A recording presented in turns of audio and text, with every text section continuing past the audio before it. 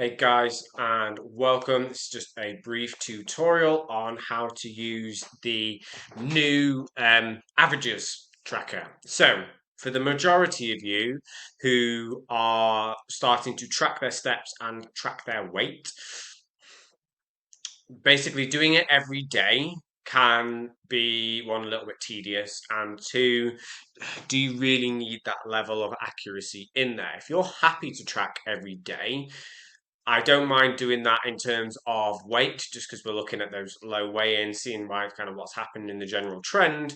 But for the steps, what I'm finding is it really throws off that graph. So it's very hard to see a general trend. If like on one day you get like 20,000 steps, and another day you get like four, and then another day you get like six. It's very, very hard to see the general trend of if things are changing or not.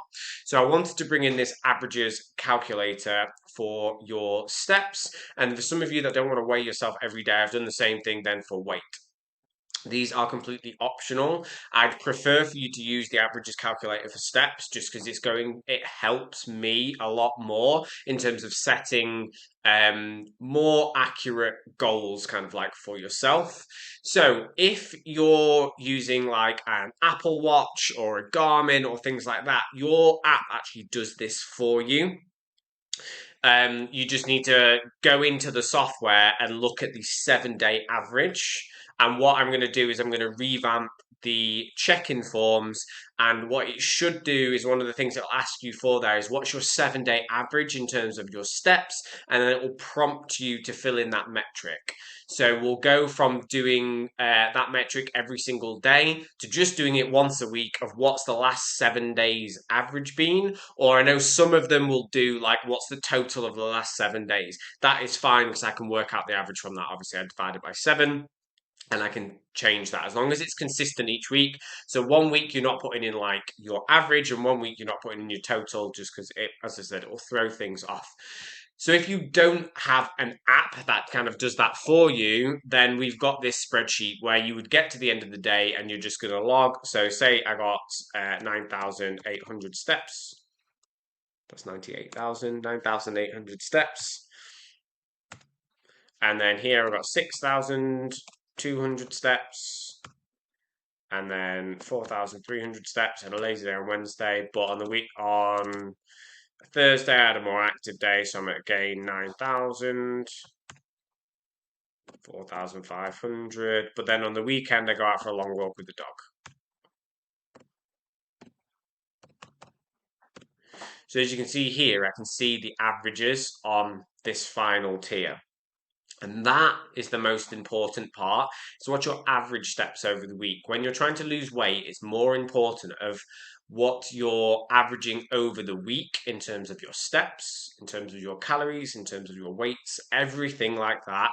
The body hormonally works on week to week and month to month rather than day to day. So you can do the same thing. I've done a similar thing in terms of like how to balance out your calories if you're doing things like calorie borrowing, etc., where actually the weekly number is more important than the day to day. The day to day average just gives you a number to kind of like aim for on a day to day, but actually what happens over the week is much more important. So hopefully that explains the new calculator in a way that's easy to understand. I'll pop a link down below to the Google Drive. Just make sure when you click on it, there should be an option.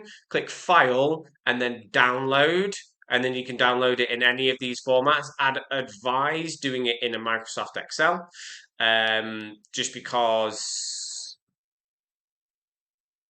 I don't know how to do these. So if you do it in any of the other ones, I can't help you with filling it in.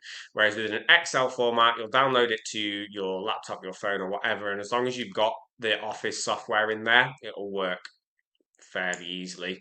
You can then also upload the Excel document into a cloud-based system like I've got here, and then you'll be able to do it kind of like on the cloud. So I've done it for 12 weeks.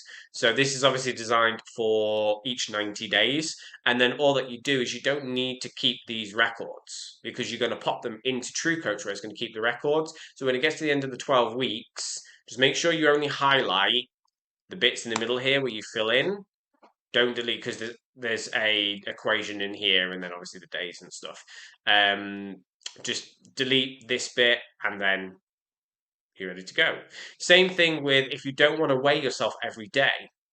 If you want to weigh yourself 3 times a week, so say Monday, Wednesday, Friday, and do 90.5 on a Monday, you have a low of like 89.7, but then you're back up to 90.3.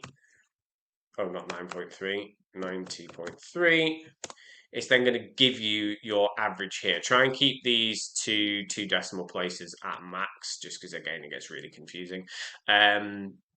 But the weekly average weight is more important. If you don't mind logging your weight every single day and popping it into the app, that's fine. I can look at that.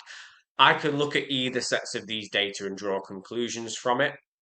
It just makes it, some people, if they don't want to measure every single day, having something like this that's going to figure out the averages for them, it's going to make it a lot easier. Or if you don't mind popping your weights in there every day, the numbers don't fluctuate around so much. So in steps, you can go from like having 15,000 steps on one day to like 3,000 on another, which just really throws off the graphs. Whereas with weight, you're probably only going to have a maximum of a 2 kilo fluctuation, which means that the graph stays and then you can see trends in it much easier.